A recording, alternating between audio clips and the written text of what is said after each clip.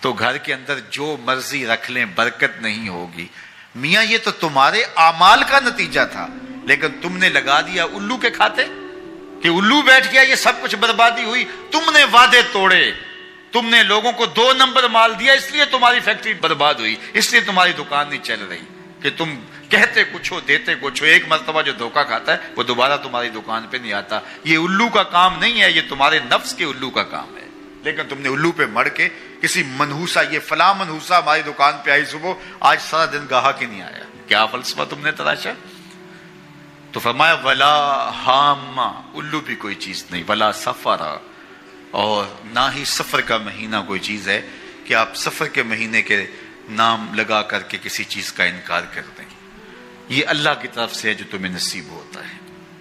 وَإِن يَمْسَسْكَ اللَّهُ بِضُرٍّ فَلَا كَاشِفَ لَهُ إِلَّا هُوَ، اللہ تعالیٰ تمہیں کوئی نقصان پہنچانا چاہے تو کوئی اس نقصان کو دور نہیں کر سکتا سوائے اللہ کے، اور اگر اللہ تمہیں کوئی بھلائی دینا چاہے، تمہیں بہتری عطا کرنا چاہے، فلا راد لفضلہ، اللہ کے فضل کو کوئی واپس بھی نہیں کر سکتا، لٹا بھی نہیں سکتا، اللہ کے فضل کو کوئی ٹال بھی نہیں سکتا۔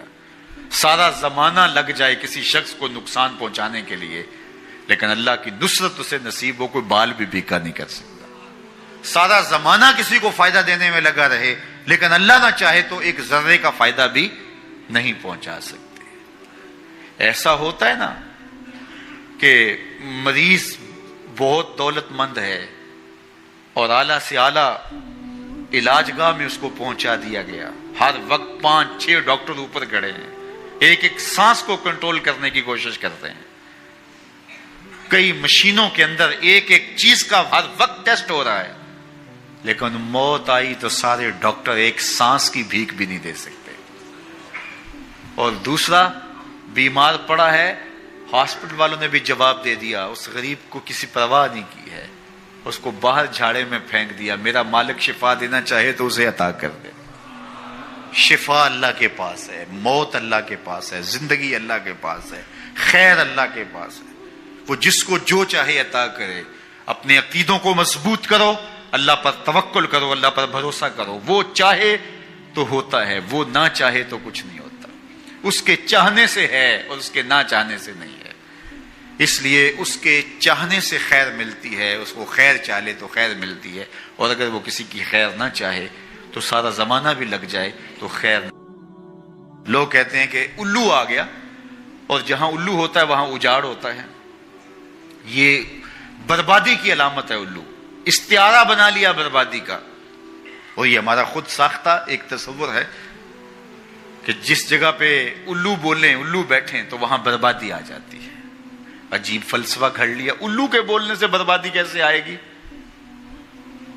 اور اندر کا نفس الو بن گیا تو پھر بربادی آئے گی۔ اس کو دیکھو کہ وہ خراب تو نہیں ہو گیا۔ میں کہتا ہوں ایک گھر میں صبح کا آغاز سجدوں سے ہوتا ہے، پھر سورہ یاسین کی تلاوت کی جاتی ہے، سارا دن گھر کے اندر محبت، چاشنی اور پیار سے افراد خانہ کا وقت گزرتا ہے، کمائی کر کے لانے والا گھر کا کفیل رزق حلال لا کے اپنے بچوں کو کھلاتا ہے، نظر کی پاکیزگی اور خیالوں کی طہارت کا ساما ہوتا ہے۔ شام کو سورہ واقعہ پڑھی جاتی ہے، سونے سے قبل سورہ ملک کی تلاوت ہوتی ہے، دہلیز پہ آنے والے سائل کو جھڑکا نہیں جاتا، مہمان کی عزت کی جاتی ہے، تکریم دی جاتی ہے، گھر کو صاف ستھرا رکھا جاتا ہے، قرآن کی تلاوت کی مہک پھیلی ہوتی ہے گھر میں۔ گھر کے اندر درخت پر 100 الو بھی بیٹھ جائیں، اس گھر میں بربادی نہیں آئے گی۔ اور ایک گھر میں اللہ کے حکموں کو توڑا جاتا ہے، افراد خانہ ایک دوسرے کو گالم گلوچ کرتے ہیں، قرآن کبھی کھول کے کسی نے نہیں دیکھا، سجدے کی کسی کو توفیق نہیں ہوئی۔ جن لوگوں نے مغرب کا سفر کیا ہے، وہاں جہاز میں 12 کے بعد 14 نمبر سیٹ آ جاتی ہے، 13 نمبر سیٹ ہی نہیں ہوتی، یہ منحوس عدد ہے، یعنی آج وہ کہیں اڑانے بھر رہے ہیں اور کہاں سے کہاں پہنچ گئے، لیکن یہ ذوف الاعتقادیہ پوری دنیا کے اوپر موجود ہے۔ تاریخیں مخصوص ہیں کہ ان تاریخوں کو شادی کرو گے تو برکت ہوگی، اگر ان کے علاوہ کسی اور تاریخ میں شادی کرو گے تو ٹوٹ جائے گی۔ ہمارے ہاں بھی کچھ لوگ کہتے ہیں کہ سفر کے مہینے میں شادی ہو تو شادی کامیاب نہیں ہوتی، اور اگر کامیاب ہو بھی جائے تو اولاد نہیں ہوتی، اولاد ہو بھی جائے تو نیک نہیں ہوتی۔ عجیب فلسفہ ہے۔ سیدہ فاطمہ تو زہرا رضی اللہ تعالی عنہا کی شادی حضرت سیدنا علی المرتضی رضی اللہ تعالی عنہ سے سفر کے مہینے میں ہوئی۔ مجھے بتاؤ ایسی کامیاب شادی بھی کوئی ہو سکتی ہے؟ اور ایسا اچھا جوڑا بھی کوئی ہو سکتا ہے؟ اور پھر کہتے ہیں اولاد نہیں ہوتی، حسن حسین اور زینب پیدا ہوئے۔ ایسی اولاد بھی ہو سکتی ہے۔ اچھا اولاد ہو جائے تو نیک نہیں ہوتی۔ مجھے بتاؤ حسین جیسا نیک کون ہوگا، حسن جیسا نمازی کون ہوگا، اور زینب جیسی پردے دار کون ہوگی؟ تو یہ لوگوں کی اپنی خواہشات ہیں، زبان پہ جو کہہ دیے لوگ وہی مان گئے۔ میں نے دیکھا ہے کہ بعض اوقات لوگ 1 گھنٹے کی تقریر سننے کے بعد بھی پھر بھی کہتے ہیں نہیں اصل ہمارے خاندان میں وہ واقعی منحوس ہے، فرق تو پڑتا ہے۔ جب اللہ کے محبوب نے کہہ دیا لا تجارہ، کوئی منحوس نہیں ہے، نہ دنوں میں منحوس، نہ ساعتوں میں منحوس، نہ افراد میں منحوس، ہمارے الو بھی منحوس نہیں ہے۔ تمہارے اندر کی برائیاں ہیں جو مجسم ہو کے تمہارے سامنے آتی ہیں، اس لیے کوئی منحوس نہیں۔ ہمارے والدین نے بچپن میں ہی ہمیں یہ باتیں اچھی طرح سے ازبر کروائیں اور ہماری تربیت اس طرح کی کہ ہم الحمدللہ کبھی بھی ذوف الاعتقادی کا شکار نہیں ہوئے۔ تو آپ بھی اپنی اولادوں کی ابھی سے ایسی تربیت کریں کہ ان کا توکل اللہ پر ہو، ان کا توکل اللہ کی بابرکت ذات پہ ہو، اور وہ اسی پہ بھروسہ کرنے والے ہوں۔ جب اس پہ بھروسہ کرنے والے ہوں گے تو زندگی سوکھی گزرے گی۔ کبھی مشکل آ بھی جائے گی تو پریشانی نہیں ہوگی کہ دیکھیے کبھی خنداں کبھی گریاں، کبھی اللہ کچھ عطا کرتا ہے کبھی کچھ عطا کرتا ہے۔